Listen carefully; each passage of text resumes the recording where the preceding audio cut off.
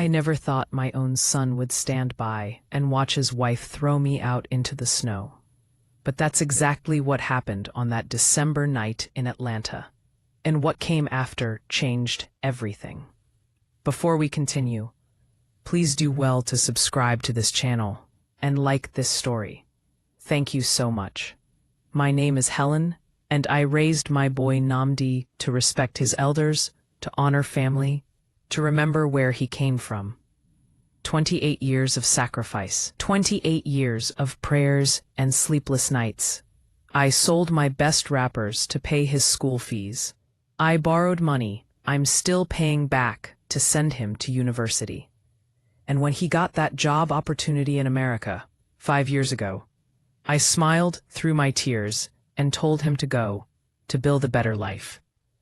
What I didn't know was that he'd come back married to a woman who had no respect for anything I taught him. Ulama. Even her name tastes bitter in my mouth now. When Nnamdi brought her home to Lagos 2 years ago for the introduction, I tried. God knows I tried. She barely greeted me properly, didn't kneel, didn't show any of the respect a new wife should show her mother-in-law. My sister Edna whispered to me that day, "Helen, this one will give you trouble. I can see it in her eyes." I should have listened. But I made excuses.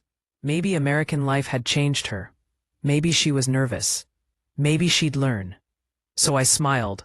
I welcomed her. I gave them my blessing.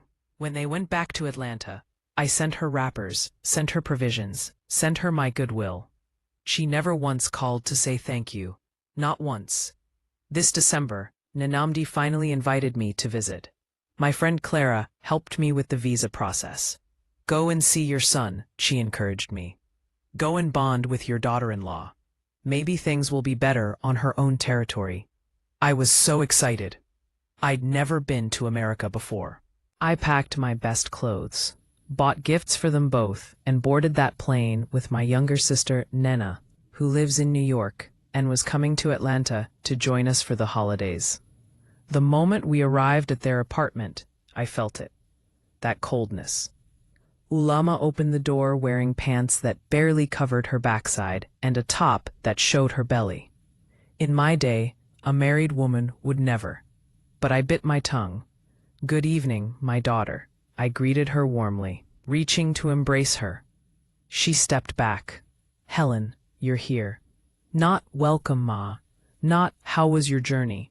Just "you're here," like I was an inconvenience. Namdi appeared behind her, and my heart lifted. My son, my baby. But when he hugged me, I felt how thin he'd become. "Mama, welcome," he said, but his smile didn't reach his eyes. Something was wrong. Nena and I settled into the guest room, which was barely prepared. No fresh sheets on the bed, no towels laid out, nothing. In Nigeria, when a mother-in-law visits, you prepare everything perfectly. You cook her favorite foods. You make sure she's comfortable. But Ulama acted like we were random guests at a hotel she didn't want to manage. That first evening, I waited for dinner. 6 o'clock passed. 7 o'clock. 8 o'clock. My stomach was growling. Finally, I came out to the living room where Ulama was on her phone, scrolling and laughing at something on the screen. "My daughter," I said carefully. "Are we eating soon? Nen and I haven't had anything since the airport." She didn't even look up. "There's a McDonald's 2 blocks down. You can order something." I thought I'd heard wrong. "Sorry?" "McDonald's, fast food, or there's a Nigerian restaurant about 15 minutes away if you want something more familiar." She still wasn't looking at me. "But you're not cooking?" Now she looked up, and the expression on her face made my blood run cold. "Helen, I work a 12-hour shift at the hospital. I'm a surgical nurse. When I come home, I'm tired. Namdi and I usually order food or eat out. There's menus on the counter if you want to order something." "Namdi," I called out. My son came from the bedroom, and I could see the tension in his shoulders. Your wife says she's not cooking for us? He wouldn't meet my eyes. Mama, in America things are different. We don't really cook much during the week. Maybe on weekends. Different? So different that you forget how to treat your mother? I'm not asking for a feast, Namdi. Just regular food. Home food. Ulama stood up, and there was something hard in her eyes. Let me be clear, Helen. I'm not your housemaid. I'm not your cook. I work just as hard as Namdi, sometimes harder. If you want home-cooked meals, you're welcome to use the kitchen. The disrespect. The audacity. Nena grabbed my arm, sensing I was about to explode. It's fine, sister, she whispered. Let's just order something. We're tired from the journey. But it wasn't fine. For 3 days, Ulama didn't cook a single meal. Not one. She'd come home from work, change into those indecent clothes, and order food on her phone. When it arrived, she'd eat in her room with Namdi. She didn't offer to share. She didn't even eat with us at the table. On the 4th day, I woke up early and decided to cook myself. I found some rice, some chicken in the freezer, some vegetables. I'd show her how a proper wife maintains a home.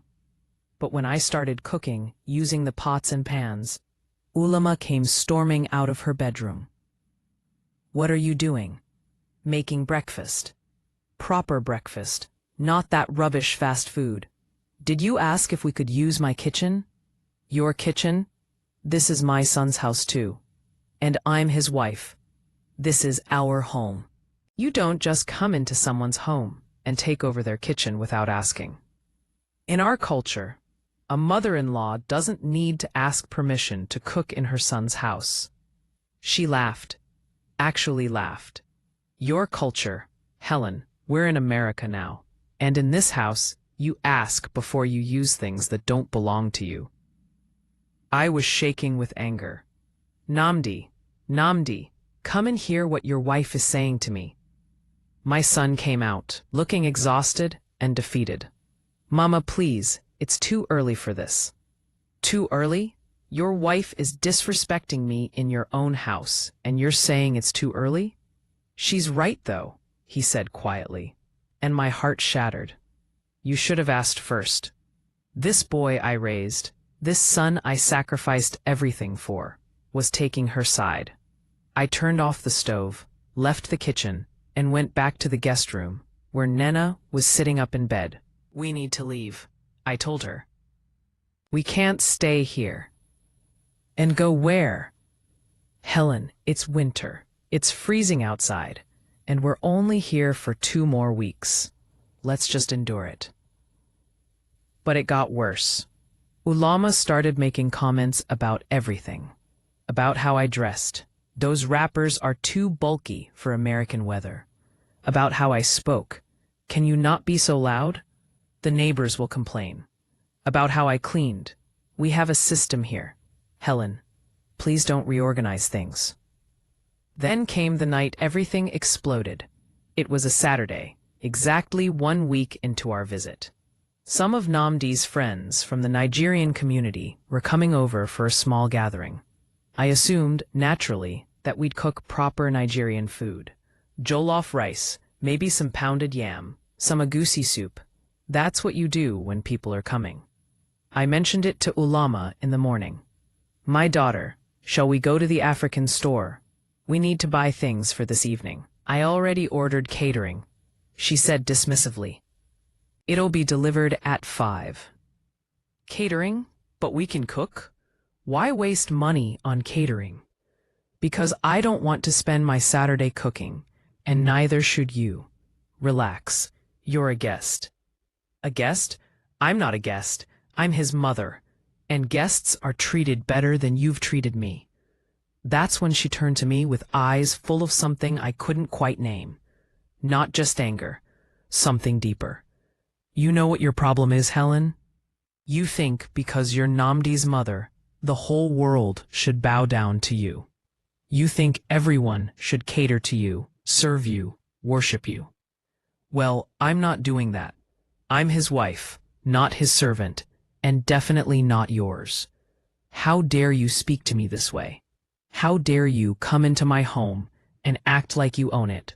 From the moment you arrived, you've done nothing but criticize, complain, and make demands. I work exhausting hours. I pay half of everything in this house. And I don't owe you anything just because you gave birth to my husband. Namdi was standing in the doorway now, and I turned to him with tears in my eyes. Are you hearing this? Are you hearing how she's talking to your mother? Mama, he started, but Ulama cut him off. No, Namdi, I'm done. I've been patient, I've tried to be accommodating, but I'm done. She turned back to me. You need to leave. The room went silent. Even Nena, who had come out at the sound of shouting, gasped. What did you say? I whispered. I said you need to leave. Find a hotel. Go stay with your sister in New York. I don't care, but you can't stay here anymore. This is my son's house. And I'm his wife. Nandi, tell her. I looked at my son, waiting for him to defend me, to put this disrespectful woman in her place. But he just stood there, looking at the floor, saying nothing. Namdi? My voice broke. Mama. Maybe it's better if you stay with Aunt Nenena in New York for the rest of the visit, just until things calm down. I couldn't believe what I was hearing. You're choosing her over me? I'm not choosing anyone. I'm just trying to keep the peace. There is no peace to keep. Your wife has been disrespecting me since I arrived, and you've said nothing. You've done nothing. What kind of son are you? His face hardened then, and I saw something I'd never seen before. Resentment. The kind of son who's tired, Mama. I'm tired of the drama. I'm tired of the constant fighting. I'm tired of being in the middle. Pack your things, Uloma said coldly. Both of you. I want you out by tonight. That's how Nenena and I ended up standing on the street corner at 9 o'clock on a freezing December night, with our suitcases, watching Namdi's apartment building fade behind us as we walked toward the main road. My sister was trying to book us an Uber to take us to a hotel, but her hands were shaking so badly she could barely hold her phone. It's too cold, she kept saying. Helen, it's too cold. We need to find somewhere warm. The temperature had dropped to something I'd never experienced. We were wearing the heaviest clothes we'd brought from Nigeria, but it wasn't enough. This American winter was nothing like the Harmattan cold back home. This cut through everything, made your bones ache, made your teeth chatter uncontrollably. We found a bus stop with a small shelter and huddled inside it, our suitcases around us like a fortress. Nenena was still trying to get the Uber app to work, but her phone kept glitching. No service, she said desperately. Helen, I'm not getting good service here. I was too numb to respond. Not from the cold, though that was bad enough. From the shock, from the betrayal. My son had watched his wife throw us out into the winter night and had done nothing. Worse than nothing, he'd agreed with her. 20 minutes passed. 30. We were both shivering violently now. A few cars passed, but none stopped.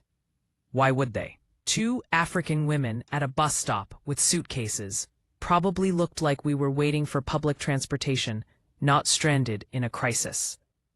Maybe we should go back, Nenena said through chattering teeth. Apologize, whatever it takes. We can't stay out here, Helen. We'll freeze. I'm not apologizing to that disrespectful girl for anything. I did nothing wrong. Pride will kill us tonight. It's not pride, it's principle. How can I apologize when I'm the one who was wronged? But even as I said it, I felt fear creeping in. The cold was getting worse. My fingers were going numb even inside my gloves. What if we really did freeze out here? What if this was how it ended? Not in my bed in Lagos, surrounded by family, but on an American street corner, casualties of my son's betrayal. That's when the car pulled up. A silver SUV. Expensive looking. The window rolled down and a woman's face appeared. Beautiful, concerned, with skin as dark as mine. "Are you ladies all right?" she called out. "We're fine," I started to say, "because you don't just trust strangers, even kind-looking ones." But Nena interrupted. "No, we're not fine. We need help, please." The woman got out of the car, and I saw she was dressed elegantly, wearing a long wool coat and boots that probably cost more than my monthly pension. She looked at us, at our suitcases, at our inadequate winter clothes, and understanding crossed her face. "You're stranded," she said simply. "Get in the car. Both of you." "We don't know you," I protested weakly. "My name is Edna Williams. I'm a lawyer here in Atlanta, originally from Ghana, and you're clearly in trouble. Now get in before you both catch pneumonia." Edna pulled away from the curb and glanced at us in the rearview mirror. "Where are you trying to go?" "A hotel," Nena said. "Any hotel with vacancy. At this hour, in this area, you'll have trouble finding something decent that's not fully booked for the holidays. Why don't you come to my house? I have plenty of room, and you both look like you need a hot meal and a warm bed more than anything else." "You're not imposing. I'm offering." "There's a difference." She looked at us again in the mirror, and her eyes were kind but sharp. "What happened? If you want to talk about it." I don't know why I told her. Maybe because she was a stranger, someone outside the situation. Maybe because I was still in shock. But the whole story came pouring out. Namdi, Ulama, the disrespect, the cooking, the kitchen confrontation, being thrown out. All of it. Edna listened without interrupting, just driving through the Atlanta streets. When I finished, she was quiet for a moment. Then she said something that surprised me. "Your daughter-in-law was wrong to throw you out in the cold. That's dangerous and cruel. But Helen, can I be honest with you?" "Yes," I said, though I wasn't sure I wanted to hear it. "Some of what you described. It sounds like there might be more to this story than just her being disrespectful. A surgical nurse working 12-hour shifts, coming home exhausted, and being expected to cook and entertain and defer to her mother-in-law. That's a lot. I'm not excusing how she handled it, but I wonder if you've considered her perspective." I felt defensive immediately. "So you're taking her side?" "I'm not taking anyone's side. I'm just saying that sometimes in family conflicts, especially between mothers-in-law and daughters-in-law, both people can be right and wrong at the same time." We pulled up to a beautiful house in a nice neighborhood. Edna's home was warm and welcoming, with African art on the walls and the smell of something delicious coming from the kitchen. "My housekeeper left dinner warming," Edna explained as she showed us to a guest suite upstairs. "Get comfortable, clean up, and come down when you're ready to eat." In the bathroom, washing my face with warm water, I caught sight of myself in the mirror. I looked old, tired, defeated. Is this what my life had come to?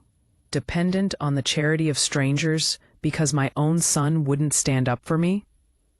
Over dinner, a delicious fish stew with rice, Edna asked more questions. About my life in Lagos, about Namdi's childhood, about my expectations for this visit. She listened carefully, and I found myself revealing things I hadn't even admitted to myself.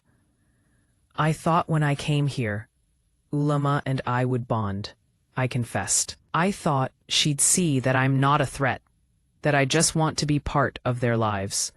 I thought maybe we'd cook together, talk, become close. Did you tell her that? Edna asked gently. Tell her what? That you wanted to bond, that you wanted to be close, that you weren't trying to take over or criticize, but to connect. I was silent. Had I said that, Or had I just assumed she'd know? When you arrived, Edna continued, and you saw the apartment wasn't prepared the way you expected, what did you say? I didn't say anything. I didn't want to make trouble. But you thought it. You judged her. And she probably felt that judgment, even if you didn't voice it.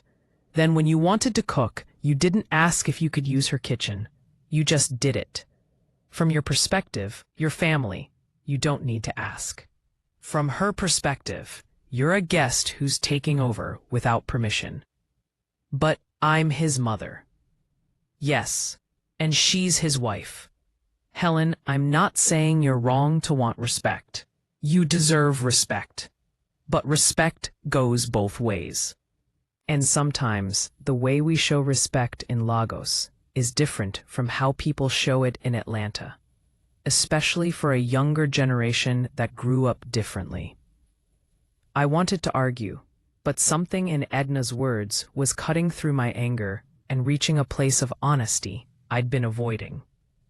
What should I do? I asked finally. I can't go back there. And I can't leave things like this with my son. Edna smiled, and it wasn't a kind smile. It was something sharper, more calculated. Well, that depends. Do you want reconciliation, or do you want revenge? The word hung in the air between us. Revenge. I hadn't allowed myself to think it, but yes. Part of me wanted Uloma to hurt the way she'd hurt me. Part of me wanted her to understand what she'd done, to face consequences, to be sorry. I can help with either, Edna said calmly. I've helped other women in situations like yours. Sometimes we facilitate healing. Sometimes we facilitate justice. Which do you want? Question 1. What kind of justice? I asked carefully. The kind that makes someone realize they made a terrible mistake. The kind that brings a daughter-in-law to her knees. Edna leaned forward. Helen, I'm very good at what I do, both in court and outside of it. I have resources, connections, knowledge. If you want Ulama to pay for humiliating you, for turning your son against you, for throwing you out in the cold, I can make that happen. How? First, tell me everything about her. Her job, her friends, her vulnerabilities, her fears. Tell me about your son too. What does he value most? What would shake him? What would make him see what a mistake he made in choosing her over you? I should have said no. I should have recognized the dangerous road Edna was leading me down. But I was hurt, angry, humiliated, and this stranger was offering me something Namdi should have offered. Protection, loyalty, vindication. So I told her everything I knew about Ulama, that she was proud of her career, that she valued her independence, that she'd fought with her own family about not being traditional enough, that she and Namdi had been trying to have a baby for 2 years without success, that she was sensitive about her inability to conceive. Edna took notes on her phone, nodding. Good. This is all useful. Now here's what we're going to do. She laid out a plan that was both brilliant and terrifying. It started with me staying with her for a few days, letting Namdi worry about where I was. No contact, no updates. Let him stew in guilt and fear. Meanwhile, Edna would use her connections to gather information about Ulama's workplace, her reputation at the hospital, her social circles.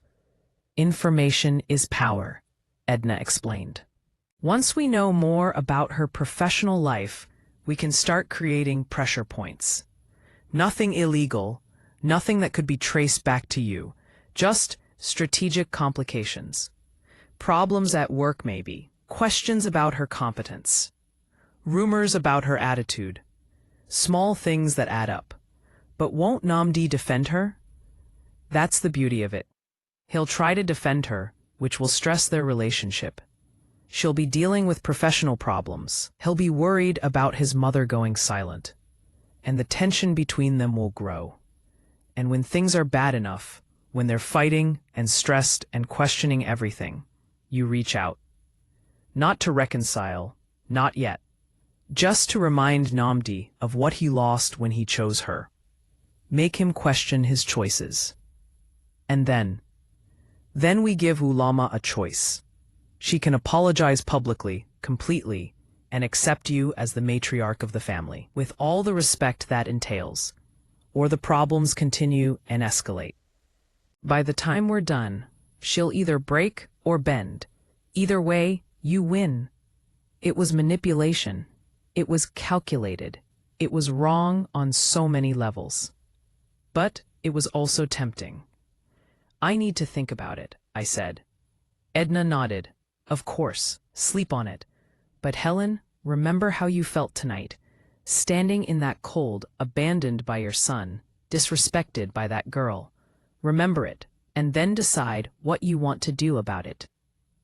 That night in Edna's guest room, I couldn't sleep. I thought about Namdi as a baby, as a boy, as a young man full of promise. I thought about all the sacrifices I'd made. And I thought about Uloma's face when she told me to leave, the coldness in her eyes, the contempt. By morning, I'd made my decision. 3 days passed with no word to Namdi. Edna had advised me to let him panic, and apparently, he was panicking. She showed me the messages he'd sent, the voicemails, all increasingly desperate. First angry, "Mama, where are you? You can't just disappear." Then worried, "Please let me know you're safe." Then guilty, "I'm sorry, Mama. Please come back. We can work this out." But Ulama hadn't reached out at all, not once. That told me everything I needed to know about her heart. Edna's plan was already in motion. She had a friend who worked in hospital administration, and without revealing too much, she'd planted seeds about reviewing nursing staff performance, about patient complaints that may or may not have been fabricated. Nothing concrete yet, just enough to make Ulama's supervisors start paying closer attention to her work. It's all about pressure. Edna explained over breakfast on day 4. Professional pressure, marital pressure, social pressure. When people are under enough pressure, they make mistakes. They show their true colors, and that's when you strike. I should have felt guilty. Instead, I felt powerful for the first time since arriving in America. Then, my phone rang. It was Nenena, calling from New York, where she'd gone after our first night at Edna's place. She'd wanted no part of what she called this revenge scheme. "Helen, you need to stop this," she said urgently when I answered. "I just got a call from Uche." "Do you remember Uche? Namdi's friend from university?" "Yes. What about him?" "He's in Atlanta. He went to check on Namdi because he was worried." "Helen, your son is falling apart. He's not sleeping, not eating properly. He's convinced something terrible has happened to you. Uloma is apparently at work constantly, avoiding coming home because they're fighting so much. This isn't justice, it's cruelty. They started this," I said coldly. "She threw us out in the cold. She disrespected me in front of my own son. And you're the elder. You're supposed to be wiser, more mature. Instead, you're hiding out playing revenge games with a stranger who's probably enjoying manipulating you. Edna is helping me. Edna is using you. Can't you see that? She's getting some kind of satisfaction out of this drama that has nothing to do with your family. She's living vicariously through your pain." I looked across the breakfast table at Edna, who was watching me with those sharp, intelligent eyes. Was Nenena right? Was I being used? "I have to go," I told my sister, and hung up. "Problem?" Edna asked smoothly. "My sister thinks I should reconcile with Namdi." Well, that's certainly an option. But is that really what you want? After everything?"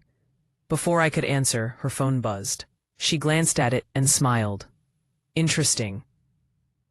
My contact at the hospital says Uloma was called into a meeting yesterday afternoon. Apparently, there's been concerns raised about her attitude with patients' families. Nothing she can't recover from, but it's on her record now. Something twisted in my stomach. You said this wouldn't hurt her career permanently. It won't. Not if she plays her cards right. But it will humble her. Make her understand that her world isn't as secure as she thought. That's what you wanted, isn't it? Was it? I thought about Uloma in some administrator's office, being questioned about her professionalism, maybe scared about her job. I thought about Namdi, worried sick about me.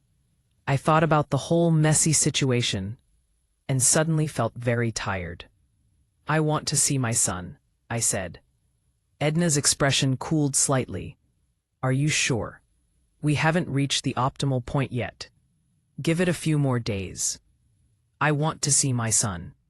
I repeated more firmly. Today, she studied me for a long moment, then shrugged. Your choice. But you're making a mistake. You had leverage. You had the upper hand. If you go crawling back now, I'm not crawling anywhere. I'm going to talk to my son. There's a difference. I called Namdi. He answered on the first ring.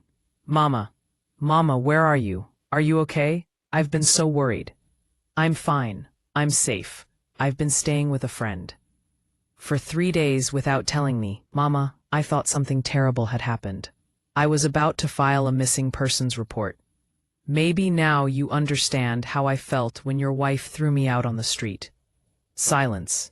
Then, quietly. You're right. I'm sorry. I should have stopped her. I should have stood up for you. Mama, please, can we meet? Can we talk? I'll come to your apartment. Is Ulama there? She's at work. She's been at work a lot lately. He sounded exhausted. Everything's falling apart, Mama. I think we might need help. Professional help. Our marriage is in trouble. The vindictive part of me felt satisfaction at those words. But another part, the mother part, hurt for him. I took an Uber to Namdi's apartment. When he opened the door, I barely recognized him. He'd lost weight, had dark circles under his eyes, looked like he'd aged 5 years in 3 days.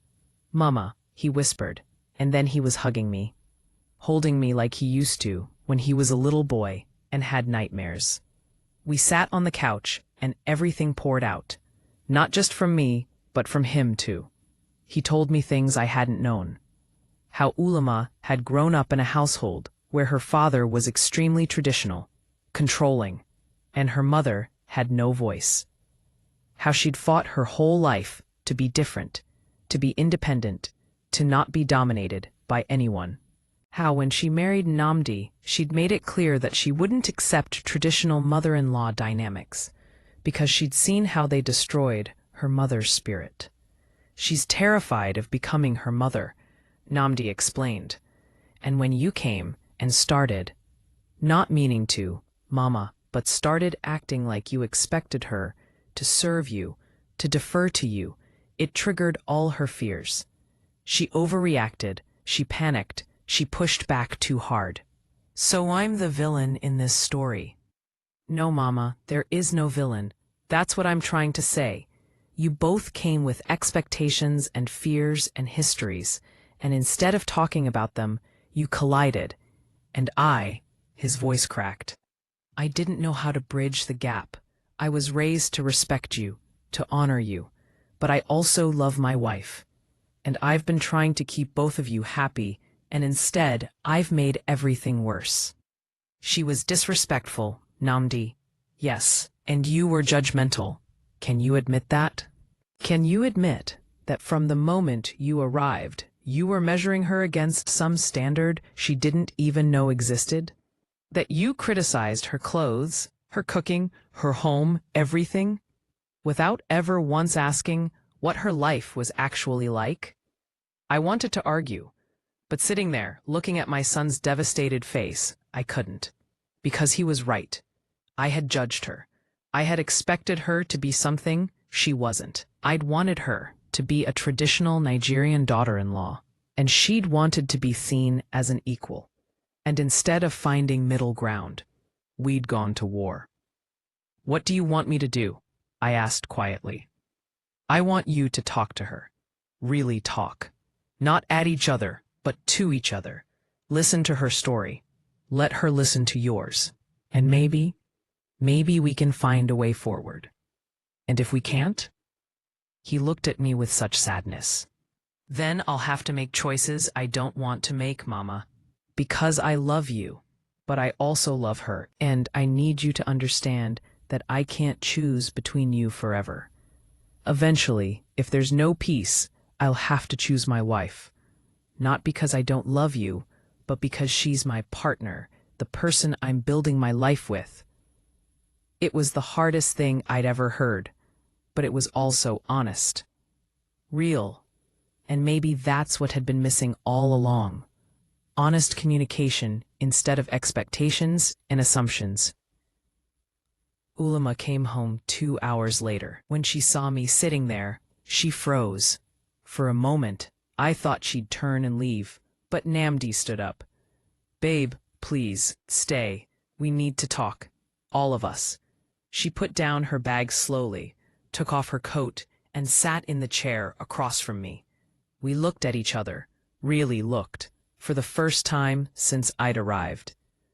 "I need to say something," I began, and my voice was shaking. "I was wrong.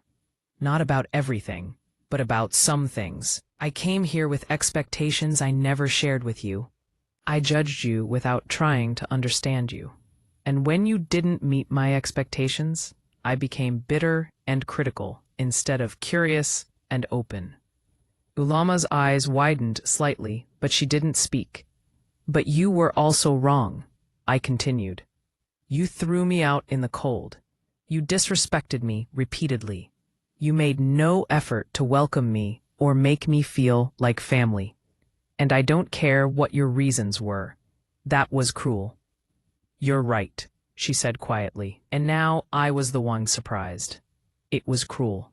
I was scared. Scared you'd take over. Scared Namdi would side with you over me. Scared I'd lose myself the way my mother did. And instead of talking about those fears, I pushed you away. I treated you like an enemy instead of family. I'm sorry." We were both crying now. Namdi too, sitting between us, looking back and forth like a child watching his parents make peace. "I don't know if we can fix this completely," I said, "but I want to try. For Namdi. And maybe for us too." Uloma nodded. "Me too. But we need boundaries. Clear ones. About what respect looks like from both sides. About what family means in this house. About how we communicate." Agreed. We talked for hours about her childhood and mine. About her fears and my expectations. About traditional values and modern life. About being a wife, and being a mother, and being a mother-in-law. We didn't solve everything. That would take time, maybe years, but we started. I found out things that changed my perspective. That Uloma was actually desperate to have a child, and felt like a failure because she couldn't conceive. That the pressure at work was overwhelming, and she was dealing with a hostile senior surgeon who undermined female nurses constantly. That she'd wanted to impress me, but didn't know how, and her defense mechanism was to act like she didn't care.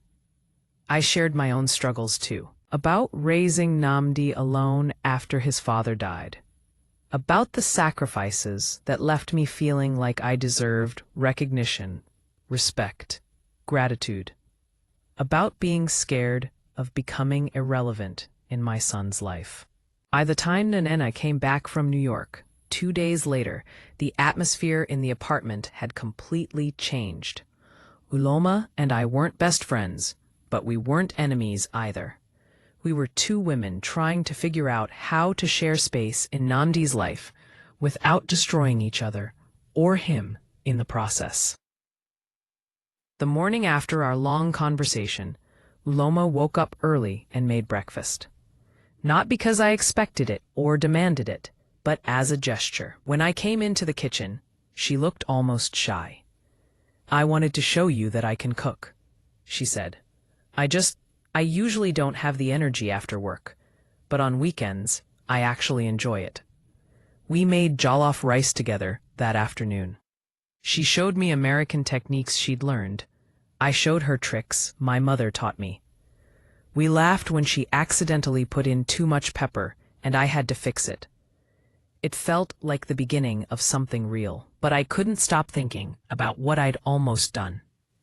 A revenge plan with Edna, the professional sabotage, the manipulation. I'd called Edna the day after reconciling with Namdi and told her I was done, that I didn't need her help anymore. Her response was cold. "You're making a mistake, Helen. These kinds of people don't change. Give it a few weeks and she'll be disrespecting you again. But fine. When that happens, don't come crawling back to me." I blocked her number after that call. Something about her tone, about the way she'd seemed almost disappointed that our conflict was resolving, made me realize Nenena had been right. Edna wasn't helping me. She was using my pain for her own entertainment or to work out some issue of her own.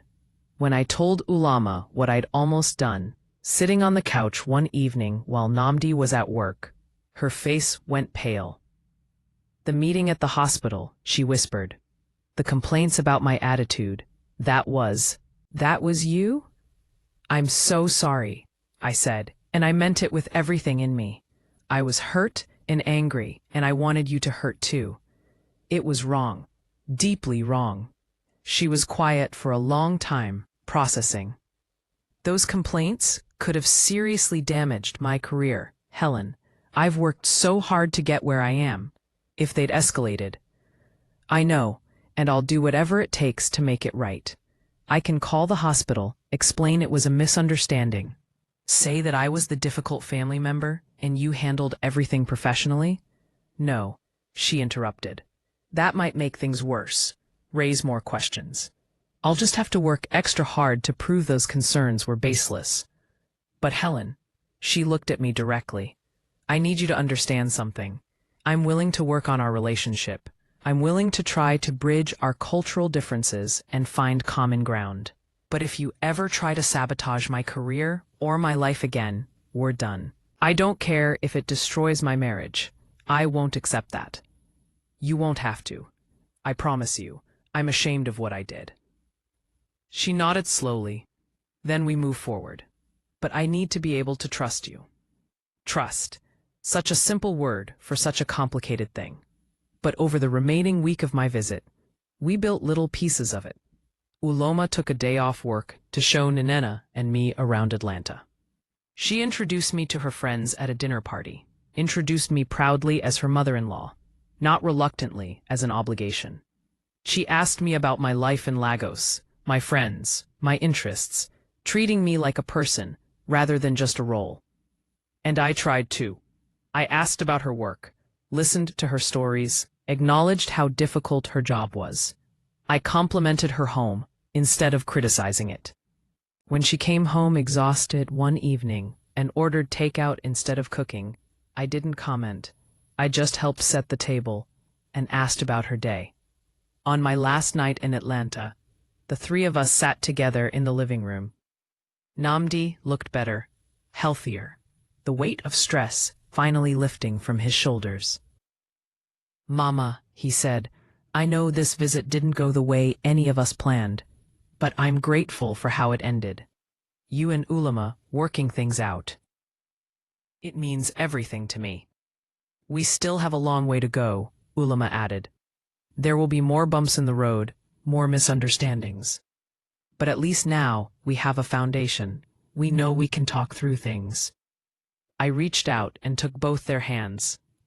I learned something these past 2 weeks. I learned that being a mother doesn't mean my son has to choose me over everyone else. It means wanting him to be happy, even if that happiness looks different from what I imagined. "And Ulama, you taught me that tradition isn't always right just because it's tradition. Sometimes respect means adapting, changing, growing." At the airport the next morning, Ulama hugged me tightly. "Come back and visit," she whispered, "when things are calmer. And next time, I'll cook for you every day, I promise." "And I'll ask permission before I rearrange your kitchen," I replied, and we both laughed.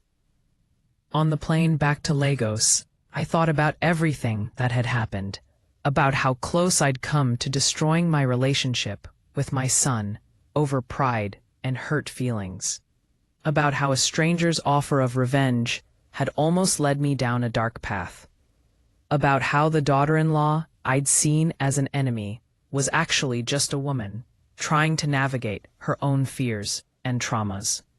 I thought about Clara, who'd helped me with the visa, and how I'd have to tell her the whole messy story, about the other women in my church group who constantly complained about their daughters-in-law, and how maybe those stories were more complicated than they seemed. Most of all, I thought about what real strength looked like. It wasn't forcing people to submit to your authority or manipulating them into compliance. It was the courage to admit when you were wrong, to listen when you'd rather talk, to bend when you'd rather break. 3 months later, Uloma called me with news. She was pregnant.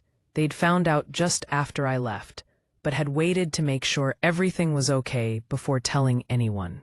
"I wanted you to be one of the first to know, Mama," she said, and the word Mama from her lips made my heart full.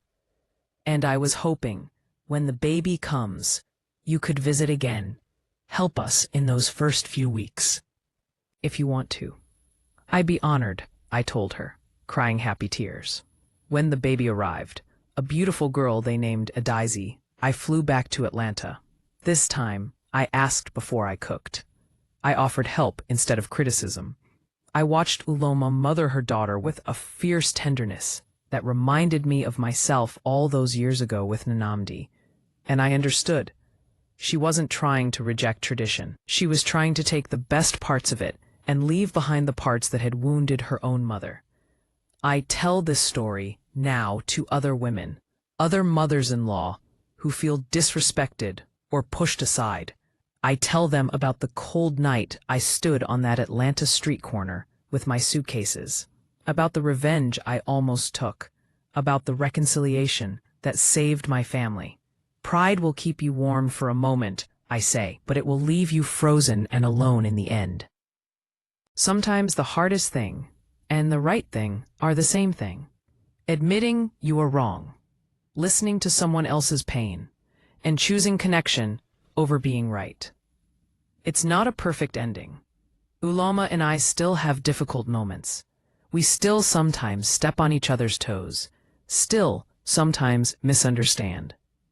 But we keep talking, keep trying, keep choosing each other despite the friction.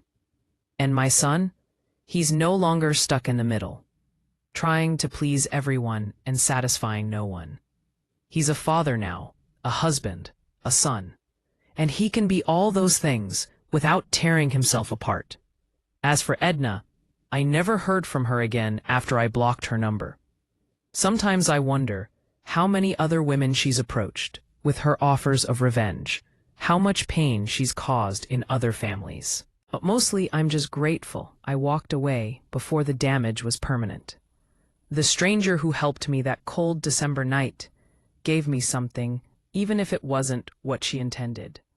She showed me how easy it is to let hurt turn into hatred, how tempting revenge can be, and how much more courage it takes to choose healing instead. And that's a lesson worth more than any vindication could ever be. If you've experienced conflict with family members, I encourage you to share your story in the comments below. How did you handle it? What did you learn? And if you're in the middle of a difficult family situation right now, remember, the way forward isn't always the way that feels most satisfying in the moment. Sometimes the path to peace requires us to put down our pride and pick up our compassion instead. Choose wisely, because the consequences of our choices ripple further than we ever imagine.